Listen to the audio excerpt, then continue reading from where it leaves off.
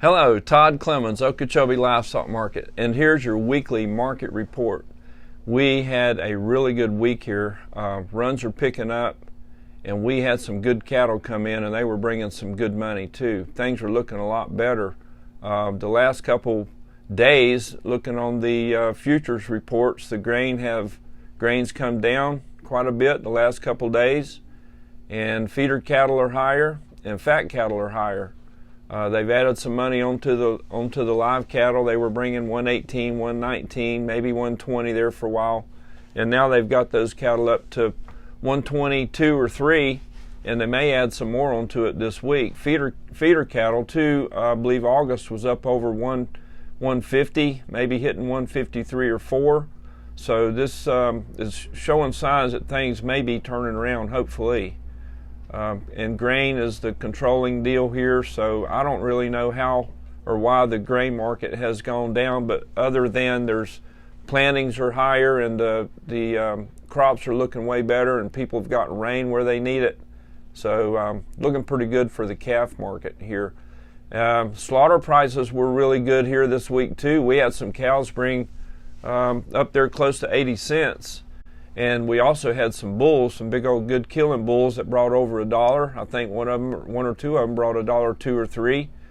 So that's really good. But again, that's demand for that cow meat because of the high prices of the other cutouts, your prime, your strips, your T-bones, your ribeyes. All those high-end cuts are just extremely high. It's crazy. I went to the store the other day and bought a couple steaks to put on the grill. 2 pretty ribeyes there from Winn-Dixie, and 2 steaks, pretty nice steaks, cost me $25. I couldn't believe it. Maybe more, maybe it was 27, but it's really high. And that's why cow meat, cow demand is higher too. So, but anyway, I think the slaughter prices were $1 to $3 higher, and on the feeder side, calves were definitely higher. At least $3 to $5 higher on good quality calves. I saw some calves from Elda Mae Bass. I remember in particular, she had some good calves in here. Some of those steer calves were weighing over 500 pounds, bringing $1.50.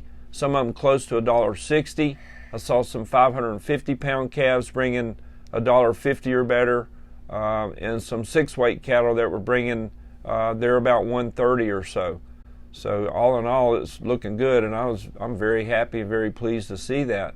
And it's a good week for prices to come up because this is convention week down at Marco Island, and there's a big producers cattle auctions internet sale there Thursday. Not there, but on the computer there on the internet. But everybody's down at the convention, and the sale's going to be there, and a lot of people will be there, and a lot of producers, and it's going to be a really good day there Thursday at 10 a.m. Eastern Time. Producerscattleauctions.com, and about 40 some odd loads of calves for sale. Some really good calves there, so we're hoping that's going to be a real good sale. If you need information on that sale, you can go to that website, producerscattleauctions.com. You can go to OkeechobeeLivestockMarket.com, or you can call the office here at Okeechobee Livestock Market, 863-763-3127, and we'll direct you to the person you need to get a hold of. If you're interested in buying some good Florida calves, give us a call. What else did I need to talk about? I think that might have covered it. Oh, there was one more thing I wanted to mention too. I brought it up before, but the beef checkoff referendum, there's 2 more weeks left for taking names and getting your names in if you want a referendum on the beef checkoff. And I'm not saying for it or against it. I'm just saying vote. And the website there that you can go to is checkoffvote.com.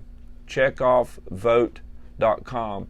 Let your voice be heard. If you own a cow or have owned a cow in the last year, go to checkoffvote.com and vote. The referendum, it's an up or down vote on whether we keep the checkoff as it is, or it does it need to be tweaked or changed. It's been in action for 35 years, and it needs to be reviewed. There's some things that are just totally outdated in there, and it needs to be looked at, and that's all this is going to do.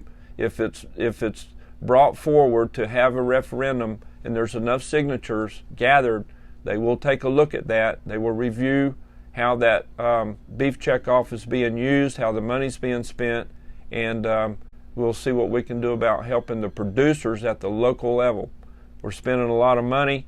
Packers are making a lot of money, over $1,000 a head right now. The cutouts are just $3.40 a pound. I know it's grilling time, Father's Day is coming up, 4th of July is coming up. It's a busy time, and there's a big demand for beef, but it's not coming back down to the local producers, not down to the ranchers. It's staying in the hands of the packers. It's, to me, an inequality, and we need to get something done about that. That's my personal view. You have yours, and that's fine. So we did have some good prices here this week, and the high prices of the week. Sean McCarthy from Fort Pierce had a 290-pound calf bring $1.96, and that was bought by Enterprise. And on the slaughter cow side, Perry Cattle, Logan, you did good with that cow. She weighed $11.90 and brought $82.50, bought by Florida Beef. That's your market report. Thank you.